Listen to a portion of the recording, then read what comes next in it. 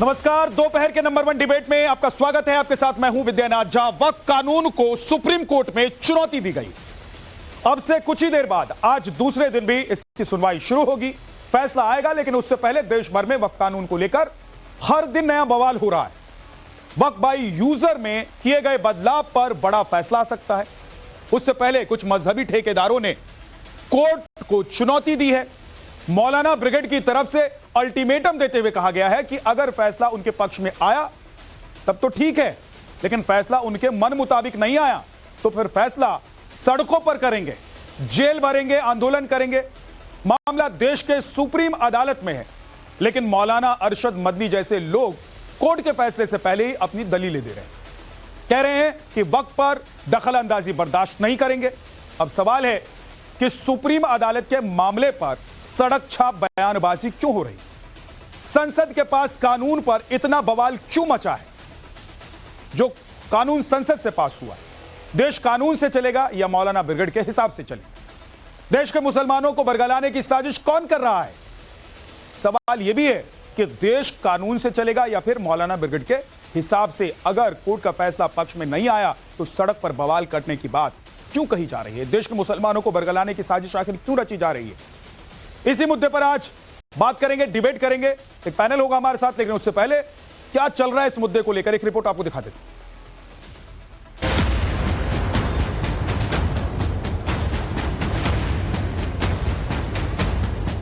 कुछ चीजें ऐसी होती है जिनके फैसले सड़कों से होते हैं।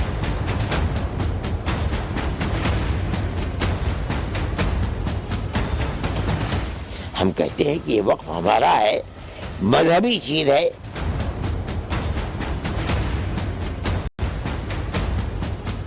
फिर भी मुसलमानों से आपको खौफ है।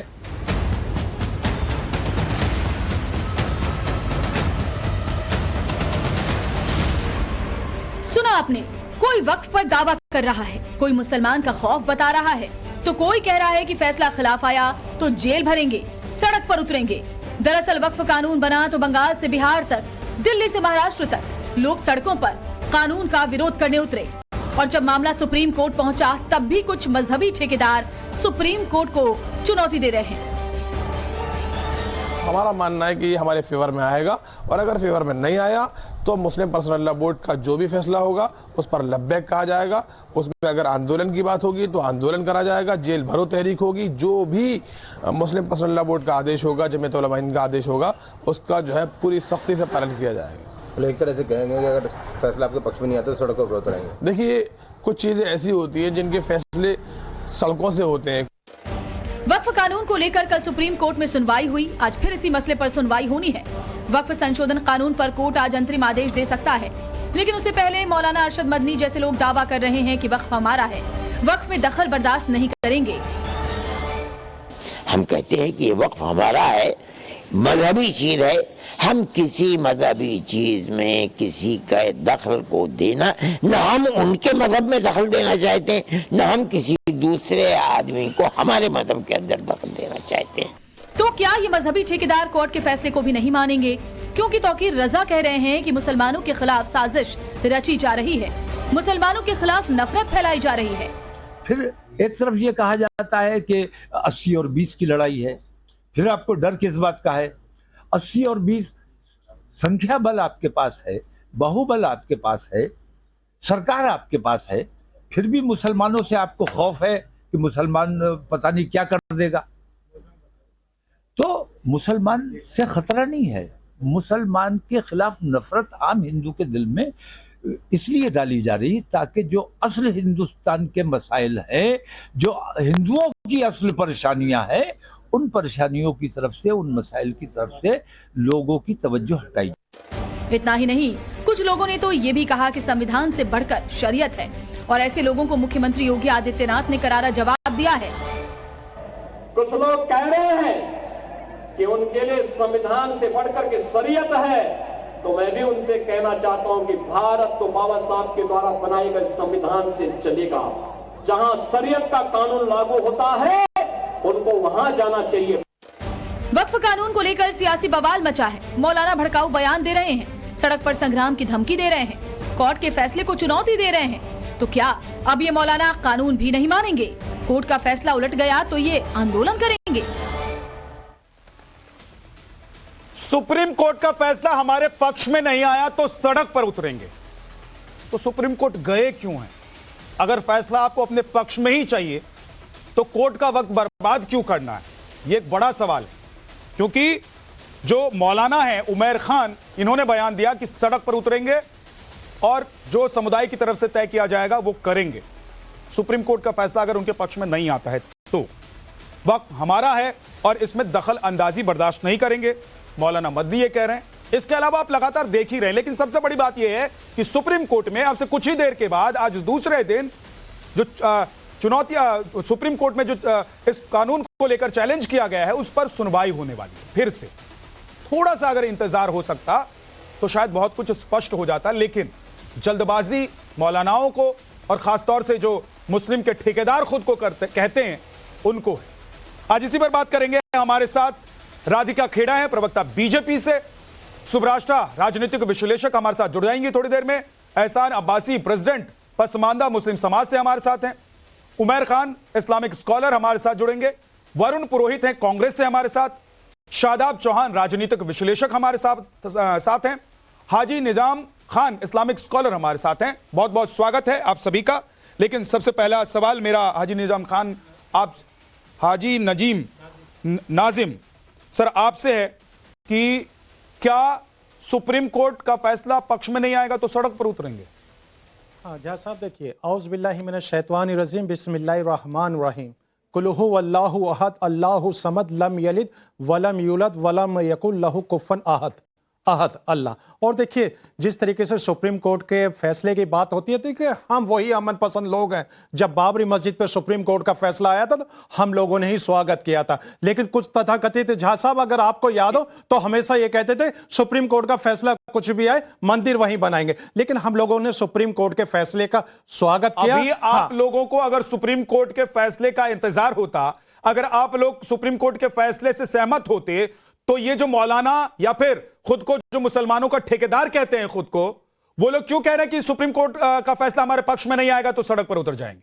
हाँ देखिए, सुप्रीम कोर्ट हम लोगों के लिए सर्वोपरि है। जब भी अगर कहीं बात होती है तो हम लोगों की नजर सुप्रीम कोर्ट पर रहती है। यह वही सुप्रीम कोर्ट है जहां से बाबरी मस्जिद का फैसला है, और यह वही सुप्रीम कोर्ट है जहां से आज जिस तरीके से सुनवाई चल रही है वक्फ बोर्ड का। जब भी फैसला आएगा तो देखिए हम लोग संवैधानिक लोग हैं, संविधान को मानने वाले, और संविधान के तहत ही हम लोग इस मुल्क के अंदर हैं। और रही बात यह कि दूसरी सुप्रीम कोर्ट का जो भी फैसला होगा वो हम लोगों को हमेशा सर्वमान्य रहता है। शादाब चौहान, सहूलियत का संविधान नहीं तो शरिया मान, ये लाइन है आप लोगों की? नहीं, आपकी टैगलाइन हमारी लाइन नहीं हो सकती। हमारी एक ही लाइन है कि जो भारत की न्याय व्यवस्था है उस पर विश्वास करते हुए आगे बढ़ना। और अगर कोई इस तरह की बकवास करता है, सुप्रीम कोर्ट के खिलाफ बकवास करता है, तो वो कोई मुसलमानों का ठेकेदार नहीं है। पिटीशन तो हमने फाइल किया ना, हमने तो कोई स्टेटमेंट नहीं दिया। जो लोग पिटिशनर हैं सुप्रीम कोर्ट में, क्या किसी ने भी इस तरह की बकवास की कि हम नहीं मानेंगे बोल करके?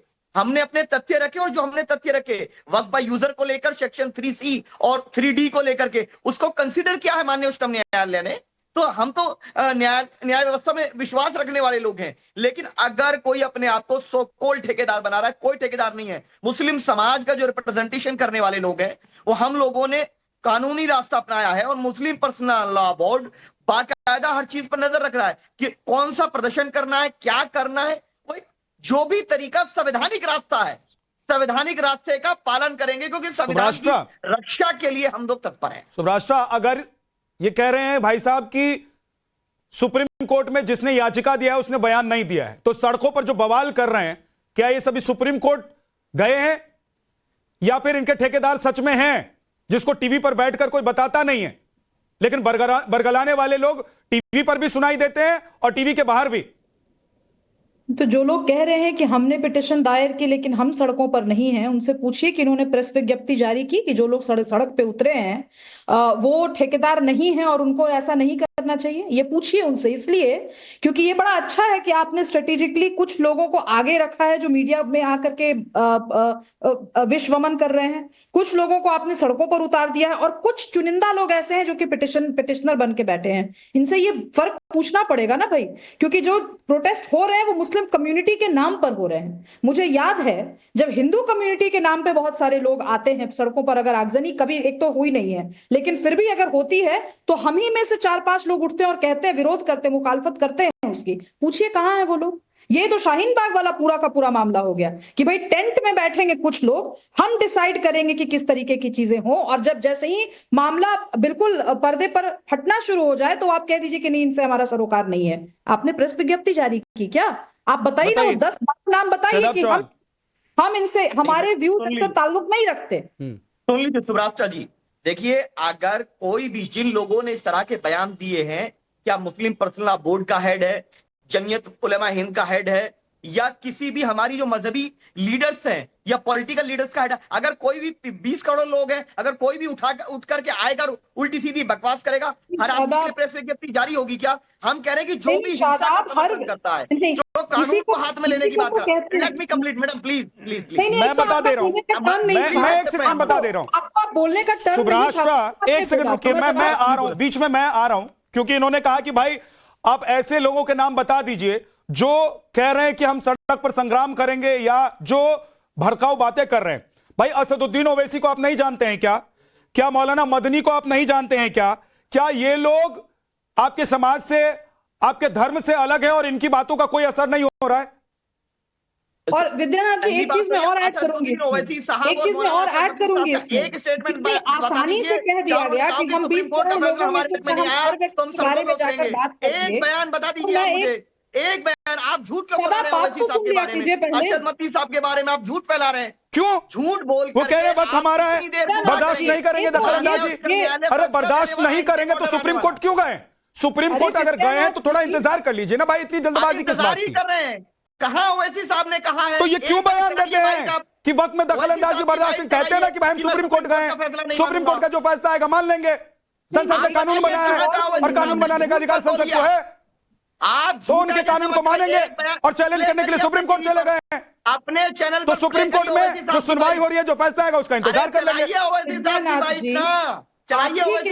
अगर हिम्मत है तो चलाइए। मैं आपको चैलेंज करूं? अरे भाई अभी चला है, आप चलाए अभी और चले जाइए, निकाल। अरे भाई सुनिए ना, कोई ऐसा थोड़ी ना कि मैंने अपनी जेब में रखा हुआ है असदुद्दीन ओवैसी और मदनी साहब की बाइट को। अरे सोशल मीडिया पर है, जाके देख लीजिए। हमने तो चलाया है अभी, हमने तो चलाया है और बोले तो फिर से चला दूंगा, लेकिन वक्त जाया होगा, कोई फायदा नहीं होगा, वक्त जाया होगा। सुब्राष्ट्र, क्या मैंने अपनी जेब में किसी की बाइट को या किसी के बयान को रख लिया है कि मैं चलाऊंगा तो सुनेंगे, नहीं चलाऊंगा तो नहीं सुनेंगे? विद्यानाथ जी दो चीजें, एक तो मैं बोलूं तो कोई बीच में ना बोले, क्योंकि मैं किसी के बीच में नहीं बोलती, और उनको काउंटर करना होता है तो अपनी आवाज ऊंची कर देते हैं। देखिए दो चीजें हैं। असदुद्दीन ओवैसी का बयान पब्लिक है, उन्होंने ये डर फैलाया है मुसलमानों के बीच में कि सरकार वक्फ के प्रॉपर्टी के नाम पर पूरी की पूरी प्रॉपर्टी अपने नाम कर लेगी। ये उनका आधिकारिक बयान है, लाइव टेलीविजन पे उन्होंने इंटरव्यू देते हुए कहा है। अगर लोग अपनी गुफाओं में रहते हैं तो उसका ठेका इस देश का एक व्यक्ति भी नहीं ले सकता। अभी ये बात आई कि हम 20 करोड़ में से कितने लोगों के बात को काउंटर करेंगे। भाई ये वैसे लोग नहीं है, इनकी वजह से लोग अपने अपने घर छोड़ करके निकल गए, माइग्रेशन हो गया बंगाल से। क्या बात कर रहे हैं आप यहाँ बैठ करके कि आप, इसका मतलब कि आप सिर्फ आधिकारिक लोगों का जवाब देंगे और अनाधिकारिक लोगों को खुले छोड़ देंगे? ठीक है, जल्दी से 20 सेकंड में जवाब दीजिए शादाब चौहान, 20 सेकंड में जवाब दीजिए, उसके बाद राधिका खेड़ा। ओवैसी साहब ने कहीं भी सुप्रीम कोर्ट के फैसले मानने से इनकार नहीं किया, और यह बात तथ्य है कि सरकार का एजेंडा इस बिल के जरिए हमारी संपत्तियों पर कब्जा करना था। यही तथ्य हमने माननीय उच्चतम न्यायालय में रखे हैं, और हमें विश्वास है कि जब फैसला आएगा तो वक्फ बाय यूजर को इंटीम ऑर्डर में हमें विश्वास है उस पर, और जितनी भी असंवैधानिक चीजें लाई है सरकार उस पर रोक लगेगी। और हम हिंसा का समर्थन नहीं करते, जो भी कार्य करेंगे मुस्लिम पर्सनल लॉ बोर्ड। अरे तो जो हिंसा करते हैं उनके लिए क्या कहते हैं? समझाइए शादाब चौहान, मैं समझना चाहती हूँ कि इतनी शालीनता से जो यहाँ बात कर रहे हैं लोग, उन्होंने क्या पब्लिक में प्रपत्र जारी किया कि हाँ भाई वक्फ अमेंडमेंट के इस क्लॉज हमें दिक्कत है, इसके ऑल्टरनेट में हम ये क्लॉज नहीं लाना किया। चाहते पब्लिक में कहेंगे कि वक्त में दखल बर्दाश्त नहीं करेंगे, पब्लिक में कहेंगे कि सुप्रीम कोर्ट का फैसला हमारे पक्ष में नहीं आया तो हम सड़क पर उतरेंगे, क्योंकि कुछ फैसले सड़क से ही होते हैं। मैं वापस आऊंगा, शहदाब चौहान और सुब्राष्ट्रा अब रुक जाइए, अब दोनों रुक जाइए प्लीज, मैं वापस आऊंगा। राधिका खेड़ा हमारे साथ हैं। राधिका, क्या जानबूझकर आप लोगों ने मुसलमानों को परेशान करने के लिए कानून लाए हैं क्या आप लोग? देखिए, पूरा देश किस तरीके से कांग्रेस इंडिया अलायंस के कहने पर अब ये वक्फ बोर्ड, इनकी जो अलायंस चल रही है, तकलीफ इन्हीं लोगों को हो रही है क्योंकि इन लोगों का कुछ ना कुछ खेल है इसके अंदर। चाहे 2013 में हमने देखा था जिस तरीके से 121 प्रॉपर्टी दिल्ली में, जब देश का संसद भवन ही कांग्रेस पार्टी ने वक्फ को दे दिया, वक्फ ने क्लेम किया और उन्होंने चुपचाप दे दिया बिना किसी ऑब्जेक्शन के, बिना किसी सवाल जवाब के, तो उनकी जो साठ गांठ है पूरे देश को बेचने की, वो सबके सामने आ रही है। अब यहाँ पे ये साहब बैठ के कह रहे हैं हम सुप्रीम कोर्ट जो कहेगा उसको मानते हैं, तो साहब 2010 में Ram foundation versus union of India में ये कैटेगोरिकली सुप्रीम कोर्ट ने कहा था कि वक्फ एक रिलीजियस बॉडी नहीं है, वो सिर्फ प्रॉपर्टी की देखरेख करती है। और ये लगातार कई बार कई हाई कोर्ट्स ने और कई बार सुप्रीम कोर्ट ने ये बार बार दोहराया है कि वक्फ एक रिलीजियस बॉडी नहीं है। तो पहले बात तो आप ये लोग मानिए और इसको धर्म से दूर रखिए, जो बार बार कह रहे मुसलमानों को, और हम कौन सी प्रॉपर्टी छीन रहे हैं? भारत के संसद भवन पे क्लेम कौन कर रहा है? वक्फ कर रहा है। गुरुद्वारों पे क्लेम कौन कर रहा है? वक्फ कर रहा है। बड़े पूरे गांव के ऊपर क्लेम कौन कर रहा है? वक्फ कर रहा है। मंदिरों पे क्लेम कौन कर रहा है? वक्फ कर रहा है। और हम प्रॉपर्टी और हम वक्फ से सब कुछ छीन रहे हैं। आप पूरा देश अपने पास लाना चाह रहे हैं। और दूसरी बात, यहाँ पे जो बार बार कहा जा रहा है कि हम संविधान से चलते हैं, तो क्या इन्होंने एक बार भी इस बात पे ऑब्जेक्शन उठाया जब झारखंड के मंत्री ये कहते हैं कि शरिया से चलेगा, संविधान से नहीं चलेगा, हमारे लिए शरिया पहले है, और ये लोग उनके साथ ताल से ताल मिला के चल रहे हैं? क्या ये कहते हैं कि उन्होंने जो कहा वो गलत है? तो कहे आज ये सदा दोनों चीजें। ठीक है, हाजी नजीम इस पे जवाब देना चाहते हैं नाजिम, लेकिन उससे पहले एक बार वरुण पुरोहित जी, कोर्ट में भी जो वकील खड़े हैं वो आपकी ही पार्टी के हैं, भले ही वो वकालत करने के लिए वहां पर गए हैं, लेकिन आपकी ही पार्टी के हैं। तो इस तरह के जितने मामले होते हैं कांग्रेस अपने वकीलों को भेज देती है कि जाओ।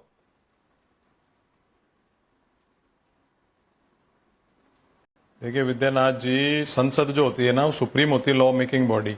उससे अगर आप सेटिस्फाई नहीं हो तो you can go to the court. तो सुप्रीम कोर्ट अपेक्स बॉडी, अभी जो चर्चा चल रही है सुप्रीम कोर्ट का फैसला मान्य नहीं होगा, हमको ये नहीं होगा, तो वो एक कंटेम्प्ट के दायरे में आता है। सुप्रीम कोर्ट को संज्ञान लेना चाहिए।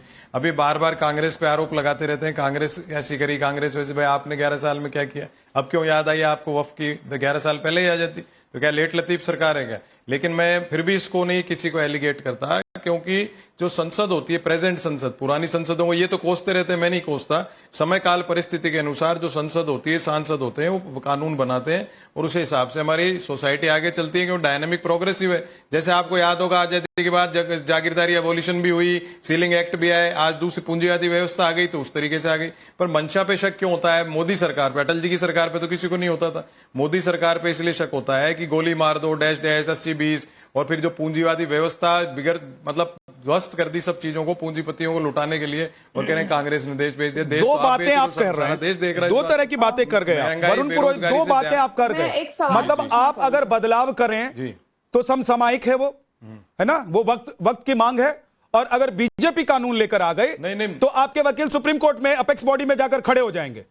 एक मिनट, मैं एक बात बोल सकती हूँ? नहीं, मैं आ रहा हूँ राधिका। मैंने आपको कहा ना, अधिकार है, वकील क्या होता है कि सबका अधिकार है। सुप्रीम कोर्ट आप भी पेटिशन लगा सकते हो, एनीबॉडी कैन लगा तो सकता हूं मैं, लेकिन इसमें क्या बात है? मैं पूछ रहा हूं कि राम मंदिर पर ही, अरे मैं कह रहा हूं राम मंदिर पर ही, ट्रिपल तलाक पर ही आपकी पार्टी से जुड़े हुए लोग क्यों पहुंच जाते हैं सुप्रीम कोर्ट, और वक्त पर ही क्यों पहुंच जाते हैं सुप्रीम कोर्ट? इसका मतलब यह है ना कि पीछे से आप लोग भी ऐसे लोगों को कहीं ना कहीं उकसा रहे हैं कि भाई तुम करो जो कर रहे हो, तुम्हारे आगे लड़ने के लिए हम खड़े हैं। कोई वकील नहीं उकसाता है। कोई मर्डर केस हो जाता है तो भी मर्डर वाले के हित में कोई चला जाता है वकील, तो आप कहते हो कि फिर तो वकील जाए नहीं गई। तो वकालत का प्रोफेशन है, जाएंगे, अपोजिट वाले के साथ भी जाएंगे, पक्ष वाले के साथ भी जाएंगे। ये तो कोई प्रश्न ही नहीं है कि वकील क्यों चले गए। प्रश्न ये नहीं है कि वकालत करने क्यों जा रहे हैं, प्रश्न मेरा ये है कोर्ट इसीलिए खुली कि हर ऐसे मामले में, हर ऐसे मुद्दे पर कांग्रेस के जो बड़े बड़े वकील हैं देश के, वो खड़े नजर आते हैं। राधिका कुछ कहना चाहती है, राधिका बोली। देखिए, चाहे रामलला का अस्तित्व ललकारना हो, कहना और राम जी तो एग्जिस्ट नहीं करते, चाहे टेररिस्ट के लिए आधी रात के लिए कोर्ट पहुंचना हो, तो कांग्रेस की बिल्कुल प्रायोरिटीज क्लियर है कि वो किसके साथ खड़े। और जैसे अभी आपने भी गिनवाया। लेकिन ये यहाँ पे जब बात कर रहे हैं अलग अलग बयानों की, तो हम कुछ ही 3 दिन पहले के इमरान मसूद जो सांसद हैं कांग्रेस पार्टी के, जिन्होंने बोटी बोटी करने की धमकी दी थी प्रधानमंत्री नरेंद्र मोदी जी की, उनकी बात पे आ जाते हैं कि मैं 1 घंटे में क्या से क्या कर दूंगा। आप देखिए ना, कांग्रेस हो चाहे उनकी सरकार हो झारखंड में, वो कहते हैं कि देश सरिया से चलेगा। उनके सांसद इमरान मसूद कहते हैं कि बस 60 मिनट दीजिए, देखिए मैं क्या करूंगा। किस तरीके से आगजनी और आग में घी डालने का काम कांग्रेस, उनके सांसद और उनके वकील कर रहे हैं, इस देश को जलाने का काम। और साथ ही देखिए ममता बनर्जी क्या कर रही है, बंगाल में ऐसे हालात कर दिए हैं कि वहां पे लोग अपना घर छोड़ के जा रहे हैं, और उनके मंत्री जो मेयर है कलकत्ता, वो क्या कहते हैं जी, वो तो कहते हैं तो क्या हो गया, एक जगह से दूसरी जगह तो जाने बंगाल में, इसमें कौन सी बड़ी बात होगी। तो ये है चेहरा इंडिया अलायंस का, जो मैं लगातार कह रही हूँ कि यही लोग हैं जो आग में घी डालने का काम कर रहे हैं, देश के लोगों को उकसाने का काम कर रहे हैं, क्योंकि इनकी पूरा करियर आप देखेंगे तो भाई लोग ऐसे हैं जो आग में घी डाल रहे हैं, लोग ऐसे हैं जो उकसा रहे हैं, लोग ऐसे हैं जो चाहते हैं कि देश में दंगा हो, लोग ऐसे हैं जो चाहते हैं कि जो संविधान से कानून बना है उस पर अमल ना हो, और आप लोग उनकी बातों में आ जाते हैं क्या? हाँ झा साहब, देखिए कानून तो देखिए, कृषि कानून भी संविधान के दायरे में बना, दोनों से हुआ था, लोकसभा राज्यसभा दोनों से पास हुआ था कृषि कानून। और रही बात यह कि अभी बार बार जो राधिका जी एक बात कहती है पार्लियामेंट के, और कहते हैं कि पार्लियामेंट पे वक्फ बोर्ड ने दावा कर दिया। तो देखिए भाई, बदरुद्दीन अजमल साहब बड़े सम्मानित व्यक्ति है, उन्होंने, उनके पास कोई ना कोई एविडेंस थे तब उन्होंने कहा, लेकिन पार्लियामेंट तो पार्लियामेंट है, पार्लियामेंट से कानून बनता है। और दूसरी बात ये बार बार सरिया की बात कर रहे हैं, क्लियर सी बात है। तो लीजिए हाजी नाजिम, क्लियर सी बात है, एकदम पॉइंट पर आ गए आप। मैं कह रहा हूं कि भाई जहां पर आपके पास एविडेंस है, कागजात हैं, दस्तावेज हैं, वो तो कोई आपसे छीन नहीं सकता ना। हाँ भाई, ऐसी प्रॉपर्टी का क्या करें हाँ जिस पर जबरदस्ती दखलंदाजी है? हाँ झा साहब, देखिए अभी देखिए आपके तो आप चाहते हैं कि आपकी जबरदस्ती चलती रहे, आप चाहते हैं कि देश में जहां पर उंगली रख दें वो जमीन आपकी हो जाए। हाँ झा साहब, अभी आपने कहा कोतवाली भी आप करें, कानून भी आप बनाए, आपके हिसाब से कानून बने, लड़े भी आप और फैसला भी आपका हो। हाँ झा तो क्यों चलेगा ये देश? संविधान से चलेगा या शरीयत से चलेगा? हाँ झा साहब, देखिए ये देश तो देखिए संविधान से चलेगा। अगर देश के अंदर जो शरिया की बात करते हैं, हम लोग उनके खिलाफ है, क्योंकि हम लोगों के लिए सर्वोपरि सिर्फ और सिर्फ संविधान है। और रही बात है कि जिस तरीके की बार बार ये बात कही जाती है कि जहां वक्फ बोर्ड जिस जमीन पर हाथ रख देता वो जमीन उसकी हो जाती है। भाई वो हमारे एक सेकंड रुकिए सुब्राष्ट्रा, अगर ये पोस्टरिंग आपको नहीं लग रहा है कि ये जो इस्लामिक स्कॉलर्स बैठ रहे हैं और बोल रहे हैं, ये सिर्फ एक पोस्टरिंग है? क्या सच में इनके मन में और मुंह में एक ही बात है? विद्यानाथ जी, मैं तो बहुत स्पेसिफिक सवाल अगर मैं पूछूं तो उसका घुमावदार जवाब मिलेगा। मैं पूछ रही हूँ, हाजी नाजिम खान से भी पूछ रही हूँ, शादाब चौहान जी से भी पूछ रही हूँ, कांग्रेस पार्टी के नेता हैं उनसे भी पूछ रही हूँ। ये जो आगजनी बंगाल की सड़कों पे हुई, जो प्रोटेस्ट जो किया जा रहा है, इसको लेकर के क्या all India Muslim personal law board ने कोई प्रपत्र जारी किया? क्योंकि बार बार उसी की वकालत कर रहे हैं ये लोग कि भाई उसने तो नहीं कहा, उन्होंने तो नहीं कहा, हमारे स्कॉलर्स ने तो नहीं कहा। तो क्या आप लोगों ने कंडेम किया? ओपन कंडेमनेशन किसी ने किया है बिना प्रश्न पूछे, सुओ मोटो? अगर नहीं किया है तो क्यों नहीं माना जाए कि ये पार्ट ऑफ स्ट्रेटजी? पश्चिम बंगाल की घटना की बात करें, सुन लीजिए मोहतरमा, आपने पश्चिम बंगाल की घटना का जिक्र करा, तो देखिए हम लोगों को बड़ा दुख है। वो हमारे जो है वो हमारे अपने भाई है, कोई हिंदू नहीं है, हमारे भाई है। हमको बड़ा दर्द हुआ कि हाँ इस तरह की घटना में वो हुए, लेकिन हम लोगों को संभल की भी घटना याद आ जाती है, हम लोगों को बहराइच की भी घटना याद आ जाती है, हम लोगों को हर उस राज्य की घटना याद आ जाती है जहां इस तरह की घटना होती है। लेकिन आप तो सिर्फ एक पश्चिम बंगाल के पीछे पड़ गए। भाई ममता बनर्जी ने बयान दिया है, लेकिन आप लोग सिर्फ और सिर्फ झूठ बोलते हैं। सुन तो लीजिए ना बात ये, हाँ रही, अरे भाई आप लोग मन बनाकर बैठ जाते हैं। मैंने पूछा हाजी नाजिम, आप लोग मन बनाकर बैठते हैं हम लोगों का कि सड़क पर क्या करना है, स्टूडियो में क्या करना है। अगर सड़क पर जो हो रहा है अगर सड़क पर जो हो रहा है उसको लेकर आपके मन में दुख है, उसको लेकर आपके मन में दुख है, तो कितने लोगों ने, आपके नेताओं ने और ऐसे लोग जो प्रतिनिधित्व करते हैं वो आकर खड़े होकर बोल रहे हैं, जा रहे हैं ऐसे इलाकों में और घूम घूम करके कह रहे हैं, पीड़ितों से मिल रहे हैं। हाँ मिला, एक तस्वीर दिखा दीजिए मुझे, एक तस्वीर दिखा दीजिए। लोकतंत्र में किसी के मन में क्या है, लोकतंत्र में किसी के मन में क्या है, इसका ठिकाना तो सामने वाले ने लेकर के रखा है। अब एक एक करके बोलिए, 1 मिनट पहले सुब्राष्ट्रा कंप्लीट कर लेते हैं, उसके बाद हाजी नाजिम रुक जाइए, सुब्राष्ट्रा कंप्लीट कर लेते हैं, उसके बाद आप बोलिए। सुब्राष्ट्रा बोलिए। जी, लोकतंत्र में किसके मन में क्या है इससे किसी को फर्क नहीं पड़ता। आपकी पब्लिक पोस्चरिंग क्या है, सिर्फ ये मैटर करती है। अगर आपने सामने से आकर मुखालफत नहीं की है, अगर आपके all India Muslim personal law board ने नहीं प्रपत्र जारी किया है कंडेम करते हुए, अगर नहीं कहा गया है कि गैर संवैधानिक तरीके से प्रोटेस्ट मत करो, तो हम जैसे लोग मान के चलेंगे कि ये पार्ट ऑफ ग्रैंडर स्ट्रेटेजी है। आपको जो कहना है आपके मन में जो हो उसको मुझे कोई लेना ये देना बता नहीं। दीजिए, एक सेकंड आप रुक जाइए। अगर प्रोटेस्ट भी अगर हम करते हैं तो संविधान के दायरे में रहकर करते हैं। कहां कर रहे हैं भाई? संविधान के ये लोगों के घरों को जला देना क्या संविधान का दायरा है? ममता बनर्जी हाजी नाजिम, आप ये मुझे बताइए ना कि लोगों के घरों को जला देना ये संविधान है? देखिए वहां कहां संविधान कहता है? जांच होनी चाहिए, जांच से और तो सड़क पर उतरकर सुप्रीम कोर्ट के फैसले को नहीं मानेंगे, ये कहना संविधान है? मैं तो इसका मतलब तो ये हुआ ना भाई साहब कि सहूलियत का संविधान है, नहीं तो शरिया महान है। संविधान, और इसीलिए तो मैं सवाल पूछ रहा हूं संविधान कि भाई शरीयत से चलना चाहते हो तो बता दो कि शरीयत से ही चले, और संविधान से चलना चाहते हो तो संसद को मानो, सुप्रीम कोर्ट को मानो, कोर्ट्स को मानो, लेकिन नहीं मानेंगे, सड़क पर उतरेंगे। बोलिए एहसान अब्बासी, क्या सुप्रीम कोर्ट का फैसला आने से पहले इतना बवाल कर देना यह संवैधानिक है? और सुप्रीम कोर्ट का फैसला पक्ष में आएगा तो मानेंगे, नहीं पक्ष में आएगा तो सड़क पर बवाल करेंगे, यह संवैधानिक है? मैंने सबको सुना, मैं चुप बैठा रहा। एक सेकंड लूंगा, ज्यादा नहीं। पर्सनल बोर्ड एनजीओ है, वो मुसलमानों को ठेकेदार नहीं है, ये बड़े स्पष्ट कह रहा हूं मैं। पर्सनल बोर्ड जो मुस्लिम पर्सनल बोर्ड है वो एनजीओ है, वो मुसलमानों को ठेकेदार नहीं है। अभी भाजपा कह रहे हैं कि हम संविधान को मानते हैं, तो लोकतंत्र के मंदिर में ही कानून बनाया ना संविधान के तहत। जो लोकतंत्र के मंदिर के अंदर जो कानून बनाया है, वक्फ संशोधन बिल हुआ है, ये यतीमों के लिए हुआ है, बेवा के लिए हुआ है। उस एनजीओ में जो पर्सनल मुस्लिम बोर्ड है वो सारी की सारी एनजीओ में कोई पसमानदा समाज के लोग है ही नहीं, तो दर्द उनको क्यों हो रहा है? आज पसमानदा समाज के लोगों को हक मिल रहा है और दर्द अशराफों का हो रहा है, और दर्द ममता का हो रहा है, और दर्द कांग्रेस को हो रहा है। क्यों भाई? जब पसमानदा समाज के लिए हक मिल रहा है, उनका हक क्यों मानना चाहते हो? 70 वर्ष लूटा आपने।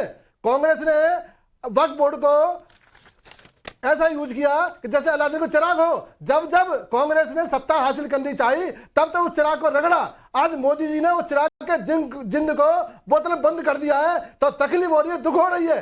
70 वर्ष तक लूटते रहे। अब तो हाथ जोड़ के विनती मेरी है, चाहे वो मुस्लिम समाज के ठेकेदार हो, चाहे मौलाना मौलवी हो, आज समाज के पसमानदा को हक मिलने वाला है, यतीमों को बेवा को हक मिलने वाला है। जो ठेकेदार थे, जो आप जैसे लोगों ने तो बर्बाद किया देश को। आप समर्थन करते हो, आप समर्थन करते हो, आप पसमानदा समाज का हक मानना चाहते हो, आप झूठ बोलते हैं, जमीन को हड़पना चाहते हो। आप सवाल जवाब नहीं कर सकते, लेकिन आप हम कह सकते हैं 70 वर्ष से तुमने लूटा है और कथा कहते हैं मुसलमान नहीं है, मुस्लिम द्रोही है, वो मुस्लिम द्रोही है, वो पसमानदा समाज के द्रोही है। ये पसमानदा बोर्ड गरीब भाई की भी बात करेंगे ही नहीं।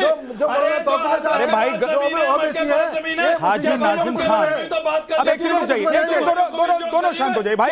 सुनिए, एक मिनट हाजी नाजिम रुक जाइए, आप लोग दोनों। अरे सर प्लीज रुकिए ना, आप दोनों स्टूडियो में हैं, इसलिए आप लोगों का ऑडियो बंद कराना पॉसिबल है। एक मिनट रुक जाइए। पसमानदा समाज वो है जो तुम्हारे तलुआ चाटता था और तुम्हारी बातें मानता था, और तुम जो कहते थे मस्जिदों में से कहते थे कि भाजपा को वोट मत देना, बार-बार साथ मत देना। एक सेकंड प्लीज दोनों शांत हो जाइए। हाजी नाजिम प्लीज हाजी नाजिम प्लीज, आप जवाब दीजिएगा ना, एक दूसरे के ऊपर बोलेंगे तो किसी को समझ में नहीं। प्लीज आप चुप हो जाइए। जी सुभराष्ट्रा कुछ बोलना चाह रही हैं, उसके बाद शादाब आपके पास आऊंगा, और राधिका केड़ा भी कुछ कहना चाह रही हैं, उसके बाद। हाँ, ये बहुत दुख होता है कि आज जो कॉन्वर्सेशन मुस्लिम समाज स्टूडियोज में बैठ करके कर रहे हैं, वो ये इन लोगों ने इंटरनली क्यों नहीं किया। आज अगर एहसान अब्बासी जी बोल रहे हैं कोई बात, अपने समाज का दर्द अगर बता रहे हैं, तो इसकी जिम्मेवारी किसकी थी? अगर all India Muslim personal law board अपने आप को बहुत बड़ा हिमायती मानती है मुसलमानों का, तो आज तक इन पसमानदा समाज को बुला के क्यों नहीं बात की उन्होंने कि भाई आपका क्या दर्द है? ये कॉन्वर्सेशन भी टेलीविजन मेंबर बनिए पसमानदा समाज का। आप पूछे लोगों से जो कथाकथित ठेकेदार है कि तुमने क्या पसमानदा समाज का कोई मेंबर रखा है? ये नहीं रखेंगे। लेकिन सुभराष्ट्रा एक सेकंड, हमें दरवाजे पर नहीं आने देते थे, हमें पानी पिलाने के लिए बाहर देख रहे थे। सर एक सेकंड, अब्बासी साहब एक मिनट रुक जाइए, उनको कंप्लीट करने दीजिए। और एक सवाल मैं जोड़ देता हूं सुभराष्ट्रा कि भाई all India Muslim personal law board नहीं है इनका ठेकेदार, और वो मुसलमानों के लिए नहीं काम कर रहा है, तो बीजेपी पर तो वैसे ही आरोप लगते हैं कि मुस्लिम विरोधी है। देखिए तो विद्यानाथ उनके जी, कानून को कोई कैसे मान लेगा? बात यह है ना कि दिक्कत कुछ लोगों को क्यों है, जो अपने आप को मुस्लिम समाज के ठेकेदार मानते हैं, उनको दिक्कत इसलिए है कि ये सारे व्याकरण, ये सारे मानक ध्वस्त हो चुके हैं। आज हिंदू और मुसलमान से ऊपर गरीब मुसलमान और अमीर मुसलमानों के बीच में एक फाक दिख रही है। वक्त पे भाई किसका कब्जा है? मैं आपसे अगर एक और ऑल्टरनेट पर्सपेक्टिव दूं, विद्यानाथ जी, आप बिहार से आते हैं, आपको भी मालूम है बिहार में कितनी तवाइफों ने। गरीब हिंदू नहीं है? अरे सुन तो लीजिए, हिंदू की चिंता करने लग गए आप। अभी मुसलमानों की चिंता कीजिए ना। एक मिनट रुक जाइए, बोलने दीजिए, कंप्लीट रुक जाइए, बोलिए, कंप्लीट कीजिए। मैं पूछ रही हूं आपसे, बिहार में, उत्तर प्रदेश में, पूरे इस प्रांत में कितनी तवाइफों ने वक्फ के नाम प्रॉपर्टीज की? क्या आज तक मुस्लिम समाज ने इसको संज्ञान में लिया? रसीदों के अलावा क्या उनका कभी कोई पेपर वर्क वक्फ बोर्ड ने करके दिया? और नहीं दिया तो आज अगर सवाल उठेंगे तो फिर इनको मिर्ची क्यों लग रही है? ठीक है, ओके। आपने अपने समाज के बीच में जाकर के बात नहीं की, अपने समाज की बातें, अब इनको हिंदुओं की चिंता हो रही है। आज अकाउंटेबिलिटी मांगा गया और ये बात हाजी नाजिम और इनके जैसे जो बाकी सो कॉल्ड जो प्रतिनिधित्व करने वाले लोग हैं, इनको अब हिंदुओं की चिंता हो रही है। पहले अगर मुस्लिम भाइयों की, गरीबों की चिंता करते ना हाजी नाजिम, तो आज ये नौबत थोड़ी ना आती। शादाब भाई बोलिए। देखिए, कांग्रेस की प्रवक्ता राधिका जी ने कई सारी बातें कही, कांग्रेस, मुझे उन पे आपत्ति। बीजेपी की प्रवक्ता, ठीक, बीजेपी। अच्छा नहीं, मैं भूल गया था। इसीलिए आपको यही नहीं पता कि आपकी लड़ाई क्या है, इसीलिए बहुत भूल गए आपको, इसीलिए नहीं पता चल रहा कि आप अपना पास। देखिए, पता है क्या है, शादाब चौहान, शादाब, मुझे राधिका प्लीज स्टॉप। शादाब चौहान, मुझे, आप कहां से आए हैं, क्या करते थे? पूरी कुंडली है मेरे पास। पर्सनल होना है क्या? बताइए। पर्सनल होना है क्या? आप पर्सनल डिबेट करने आए राधिका खेड़ा के साथ? अरे पर्सनल डिबेट करने, कल किसी दूसरी पार्टी को आप ज्वाइन कर लेंगे। आप पर्सनल डिबेट करने आए क्या? विद्यानाथ, आपको परेशानी क्यों हो रही है? मुझे परेशानी इसलिए कि आपको मैंने राधिका खेड़ा से पर्सनल होने के लिए नहीं बुलाया। मैं अपनी बहन से सवाल कर रहा हूं, आप परेशान क्यों हो रहे हैं? मैं परेशान इसलिए हो रहा हूं शादाब भाई कि भाई आपके ऊपर भी कोई इस तरीके से सवाल करेगा और सवाल उठाएगा तो मैं उनको भी बोलूंगा। मैंने उनके पर्सनल लाइफ, आप कहां से आए मुझे पता है, आप किसके साथ चलते हैं मुझे पता है, आप क्या करते हैं मुझे पता है, इस पर क्यों जा रहे हो सर? पॉलिटिकल लाइफ है। आप डिबेट पर रहो, मुद्दे पर रहो, अपनी बात कहिए, उसके बाद राधिका खेड़ा प्लीज। मैं बात कर रहा हूं। हाँ, हमारी बहन ने कहा कि 2013 में कोई कानून बना, उसके बाद 123 प्रॉपर्टीज दे दी गई।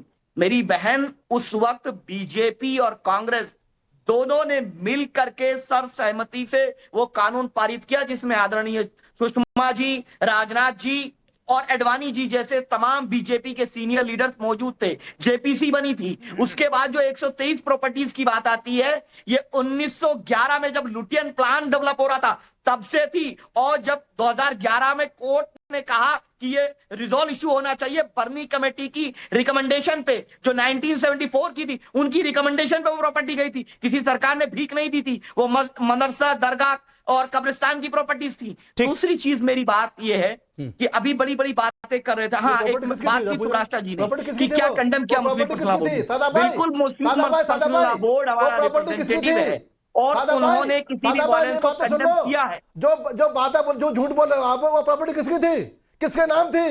कोई पेपर है या टीवी पे बैठकर झूठ बोल देना कि उसने कर दिया, वो तुम्हें कुछ पता होता नहीं है और टीवी पे आने के चमकने के लिए झूठ बोलते हो। ऐसा क्या करते हो? सत्य तुम्हारे पास है? लुटन जॉन की बात करते हो, लुटन जॉन के पेपर तुम्हारे पास है, लुटन जॉन की बात करते हो, विधानसभा की बात करते हो, सत्य की बात करते हो, पेपर तुम्हारे पास है। मुगलों की जमीन, मुगल आए थे यहाँ पर, शासन को प्रवक्ता है, सम्मानित प्रवक्ता, उनके बीच में आप इंटरप्ट कर रहे हो। आप बात कर रहे हो राधिका जी का, देश की जमीन। आप राधिका जी का, राधिका से सवालों कर रहे थे, एक मिनट राधिका के पास जाए। अब्बासी भाई, लोकसभा, अब्बासी भाई रुकिए, ऐसा ना अब्बासी, प्लीज रुक जाइए, ऐसा डिबेट करेंगे तो नहीं हो पाएगा ना, प्लीज रुक जाइए। राधिका जी, 1 मिनट दीजिएगा मुझे बिना टोके। तो मैं पहले जो शरिया से सब चलते हैं शादाब साहब, जिनके लिए संविधान कुछ भी नहीं मायने रखता, वो शरिया से चलने वाले मिस्टर शादाब को मैं ये बता दूं कि देश का संविधान जो बाबा साहेब अम्बेडकर जी ने लिखा है, जिसको आप आज मानने से इनकार करते हैं, वो मुझे हक देता है, मैं कांग्रेस में रहूं या भाजपा में रहूं या जिस भी पार्टी में रहूं, तो मेरे पे सवाल उठाने का हक आपके पास नहीं है। जहां भी मैं रहूं वो मेरा संविधान मुझे हक देता है, मैं किसी भी पार्टी, किसी भी विचारधारा में रहूं। दूसरी बात, आज मैं यहाँ पे इसीलिए हूं क्योंकि क्योंकि कांग्रेस में रहते हुए भी मैं इस बात पे सवाल उठाती थी कि क्यों कांग्रेस चुप्पी साध लेती है जब मल्लिकार्जुन खड़गे के बेटे प्रियांक खड़गे हिंदू और हिंदू धर्म को नष्ट करने की बात करते हैं और राम लल्ला के ऊपर सवाल उठाते हैं, राम मंदिर नहीं जाते और पीछे पीछे सिर्फ मुसलमानों के घूमते हैं क्योंकि मुसलमान उनका वोट बांटे। और फिर बोलूंगी, जो आप कह रहे हैं कि कोई भीख नहीं दी, तो अगर संसद भवन और संसद की जमीन आप वक्फ को दे रहे हैं तो चोरी छुपे क्यों दी, उस पर चर्चा क्यों नहीं करी और सरकार ने नहीं करी। और आप जो कहते हैं ना कि ये तो जिन 1907 लेकिन 1920 की बारी है, राधिका जी, तमिलनाडु का वो मंदिर जो इस्लाम धर्म से भी पुराना है, राधिका वो कैसे आपने क्लेम किया? ठीक बात है, सुन तो लीजिए। लेकिन कल सुप्रीम कोर्ट ने, एक सेकंड शादाब भाई रुक तो जाइए, मेरी भूमिका भी रहने दीजिए। हर जगह आप ही चढ़ जाएंगे, बोल लेंगे तो एंकरिंग करने की जरूरत ही नहीं है, आप लोग आपस में ही लड़ लेंगे। वो तो लड़ते ही है सड़क पर, और ये सड़क नहीं है, नुक्कड़ नहीं है, ये किसी चौक चौराहे पर नहीं बैठे हुए कि जब मन किया एकदम से कूद पड़ते। थोड़ा सा इंतजार किया कीजिए सर प्लीज। राधिका, एक सवाल सुप्रीम कोर्ट ने भी किया कि भाई हिंदू धार्मिक बोर्ड में मुस्लिम नहीं है, तो इस बोर्ड में हिंदू होना क्यों जरूरी है? मुझे ये बताइए, मैं भी आपसे सवाल करती हूँ कि कौन सी मुसलमानों की प्रॉपर्टी या कौन से मुसलमानों के मस्जिदों पे या किसी और धर्म के किसी भी स्थान पर, चाहे गुरुद्वारा हो, कौन से हिंदुओं ने या कौन से हिंदुओं के ट्रस्ट ने या किसी मंदिर ने क्लेम किया? लेकिन ये सच्चाई है ना कि वक्फ बोर्ड ने चाहे गुरुद्वारा हो, चाहे मंदिर हो, चाहे चर्च हो, सब पे क्लेम किया। आप मुझे एक बार बता दीजिए कि किसी हिंदू ने कभी भी किसी मुसलमान की जमीन पे कोई क्लेम किया हो या कभी उनके साथ बदतमीजी तो करी क्या हो। जानबूझकर ये हिंदू मुसलमान जाएगी तो ये लोग पत्थर जरूर मारेंगे। Okay ma'am, okay ma'am. Varun Purohit, क्या जानबूझकर कांग्रेस सुप्रीम कोर्ट में, कांग्रेस के जो नेता हैं जो सुप्रीम कोर्ट में वकालत कर रहे हैं वक्त के पक्ष में, वो जानबूझकर हिंदू मुसलमान कर रहे हैं? क्योंकि उन्होंने ही सवाल उठाया था सुप्रीम कोर्ट में। विद्यानाथ जी, ये जो मोदी काल है ना, 11 साल हो जाएंगे जून में, इसमें सारी प्लानिंग यही चल रही है। कांग्रेस को कुछ ऐसा पैटर्नाइज कर दो, हर तरह से ठप्पा लगा दो कि मुसलमानों की पार्टी, जिससे हिंदू वोट इनको मिल जाए और ये बेचे देश को सब जगह।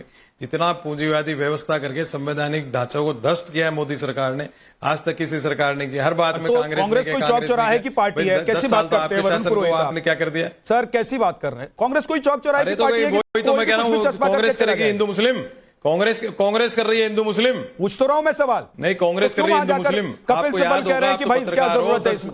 मेरी बात तो सुन लो थोड़ी। जी बोलिए, एक सेकंड रुक जाइए। अरे भाई, वो अगले का राइट है। आज राधिका केड़ा कह रही है मेरा राइट है, किसी पार्टी में जा सकते हो। कपिल सिब्बल का भी राइट है, कोई भी प्रैक्टिस करेगा।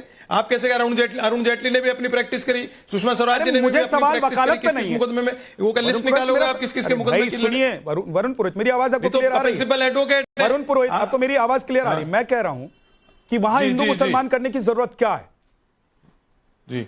कि भाई हिंदू बोर्ड में मुसलमान नहीं है तो मुस्लिम बोर्ड में इन्होंने अमेंडमेंट के जो, भैया आप मेरी बात समझने का प्रयास करो। विद्यानाथ जी, इन्होंने जो एक्ट लाए हैं उसके जो प्रोविजंस हैं उस पे वो चर्चा कर रहे हैं, तो इन्होंने जो प्रोविजंस किए उसी पे तो चर्चा करेंगे सुप्रीम कोर्ट में, उसी की तो प्ली लेंगे। आप कैसे चाह रहे हो कि अपने मन से थोड़ी लिया है कपिल सिब्बल हिंदू मुस्लिम, दूसरे वकील लिया है। इन्होंने जो लिखा है उस पर तो चर्चा होगी, बाहर से तो कोई मैटर आ ही नहीं सकता सुप्रीम कोर्ट के अंदर। तो सुप्रीम कोर्ट जो इन्होंने एक्ट किया है उसके जो प्रोविजंस इन्होंने किए हैं अभी, उसी पे तो सारा डिस्प्यूट है, उसी पे पेटिशंस हुई है, उसी पे चर्चा होगी, उसी पे जजमेंट देगा सुप्रीम कोर्ट। इसमें इनको क्या दिक्कत हो रही है? हिंदू मुस्लिम तो ये कर रहे हैं। आपको याद होगा 10 साल पहले हिंदू मुस्लिम शब्द का प्रयोग नहीं होता था, पत्रकारिता में हिंदू मुस्लिम शब्द नहीं लेते थे, समुदाय या ऐसे बहुसंख्यक समुदाय इस प्रकार के शब्द हुआ करते थे। आज ये डायरेक्ट हिंदू मुस्लिम कहने लगे। आज भारतीय समाज को हिंदू मुस्लिम में डिवाइड करने का सारा खेल तो मोदी सरकार का है। और 200 बात का है, जैसे जैसे सीटें कम हो रही, मैं आपको फिर बता रहा हूं, कांग्रेस। अरे भाई, पहले तो हिंदू खूब होता था ना, बस मुसलमान नहीं होता था। अरे तो जब तक मुसलमान नहीं होता था, तब मुस्लिम होता ही नहीं था 10 साल पहले। अरे भारतीय बात करते थे सब। क्या बात करते हैं आप? कोई हिंदू मुस्लिम नहीं होता था, सब भारतीय थे। ये डिवीजन पैदा मोदी सरकार कर रही है। आप ये मान के चलिए। 18 साल से पत्रकारिता वक्फ बोर्ड के आप मुझे बताएंगे? अरे भाई, हाँ तो पहले लिखते थे हिंदू मुस्लिम, आप बताओ पहले लिखते थे? मुसलमान बोलने लग गए तो आपको दिक्कत? इलेक्ट्रॉनिक मीडिया ही नहीं था उस समय, प्रिंट मीडिया में नहीं लिखते थे हिंदू मुस्लिम। 18 साल पहले इलेक्ट्रॉनिक मीडिया नहीं लिखते थे उस जमाने में। 18 साल पहले इलेक्ट्रॉनिक मीडिया नहीं था। अरे भाई, आप अरे मुझे मत बताओ विद्यानाथ जी, आप मुझसे जूनियर हो, प्रिंट मीडिया की बातें बता रहा हूं मैं आपको। भाई लिखते थे पुरोहित जी, संप्रदाय या समुदाय लिखा करते थे। मैं मान गया आप मुझसे सीनियर हैं, बहस कर रहे हो और आप इस बात पर अगर मुझसे झगड़ा करना चाहते हैं कि मैं सीनियर हूं तो मैं जो कहूंगा वो सच है और आप जूनियर हैं तो जो कहेंगे वो गलत कहेंगे। मैं सिर्फ इतना कह रहा हूं कि आप कह रहे हैं कि पहले हिंदू मुसलमान नहीं होता था, तो मैं भी कह रहा हूं हिंदू मुसलमान नहीं होता था लेकिन हिंदू हिंदू होता था। जैसे मुसलमान का नाम सामने आ गया तो आप लोगों की परेशानी बढ़ गई। राधिका खेड़ा जल्दी से कुछ कहना चाहती है, बोलिए। देखिए विद्यानाथ जी, यहाँ पे ना चाहे कांग्रेस पार्टी के नेता राहुल गांधी हो या उनके प्रवक्ता हो, उनको नहीं पता संविधान क्या कहता है, उन्हें नहीं पता क्या चीज क्या है। तो मैं इनको बता दूं, चाहे कपिल सिब्बल हो या अभिषेक मनु सिंघवी हो, पहली बात, एक वकील दो प्रोफेशन नहीं कर सकते जहां से उनको पैसे मिल रहे हैं। And as a member of parliament उन दोनों वकीलों को पैसा मिल रहा है, तनख्वाह मिल रही है, नंबर 1। दूसरा, आपकी कोई भी क्लैश नहीं होनी चाहिए। तो अगर वो सांसद के तौर पे वहां पे वोटिंग कर रहे हैं इस बिल के खिलाफ, तो वो जाके रिप्रेजेंट नहीं कर सकते। ये क्लैश है, ये क्लैश है, संविधान में लिखा है। एक वकील के पास दो तरीके के, अरे भाई अगर संसदीय निरस्त करो ना, अरे तो संसदीय निरस्त कर दो, आपको पता है ये प्रोविजन तो पार्लियामेंट्री सीट उनकी कैंसिल करो। अरे संसदीय रद्द कर दो ना फिर कपिल सिब्बल की संसदीय रद्द कर दो। आपको पता है ये कानून तो, आपको पता नहीं है कुछ बारे में। अभी तो आप कह रहे थे कि नहीं पता है, फालतू बात कर बच्चों की तरह बिहेव करने लग गए। अरे ऑफिस ऑफ प्रॉफिट की जो बात थी, अरे office of profit, Varun ji अभी आप कह रहे थे आप सीनियर हैं, मैं ये बात ही गलत कर रही है। अभी बच्चों की तरह बिहेव करने लग गए, दो जगह से क्या और प्रेरित पत्रकार की तरह बिहेव कर रहे हैं। मत कीजिए सर प्लीज, अच्छा नहीं लग रहा है, सब सुन रहे हैं उनकी बात में सर प्लीज। मैं आपको सर कह रहा हूं, आप खुद ही कह रहे हैं आप सीनियर हैं, तो थोड़ा सा धैर्य भी रखिए। आप तो पत्रकार भी रहे, आपको पता ही होगा थोड़ा धैर्य रखना पड़ता है, पत्रकारों को तो ज्यादा रखना पड़ता है। राधिका कंप्लीट कीजिए। लेकिन मैं इस पूरी बात से आज ये देख रही हूं कि आज आप देखिए कितने लोग बैठे हैं, सारी चर्चाएं हो रही हैं, लेकिन एक इंसान बंगाल में जो हो रहा है उस पर चर्चा नहीं हो रही। 37,000 गांव हैं, जिसमें से 8,000 गांव वेस्ट बंगाल के ऐसे हैं जहां पे आज एक भी हिंदू नहीं रह गया क्योंकि उनको पलायन करना पड़ रहा है और आज भी अपना घर छोड़ के बांग्लादेश वहां पे घुस रहा है। बांग्लादेश घुसपैठी घुस रहे हैं। ममता बनर्जी चुप है, राहुल गांधी चुप है, सारे के सारे लोग चुप है, शिवसेना चुप है और यहाँ बैठे उनके प्रवक्ता चुप है। कोई ये बात नहीं बोल रहा। हिंदू मुसलमान हो रहा है, लेकिन हमारे हिंदू भाई बहनों को जो घर छोड़ के बच्चों के साथ जाना पड़ रहा है, उनके घर जला दिए जा रहे हैं, उसके ऊपर एक इंसान ने नहीं बोला ये गलत हो रहा है। बहुत बहुत शुक्रिया, बहुत बहुत शुक्रिया। वक्त इतना ही है। बहुत बहुत शुक्रिया आप सभी मेहमानों का हमारे साथ जुड़ने के लिए। आज डिबेट में इतना ही। देखते रहिए नवभारत।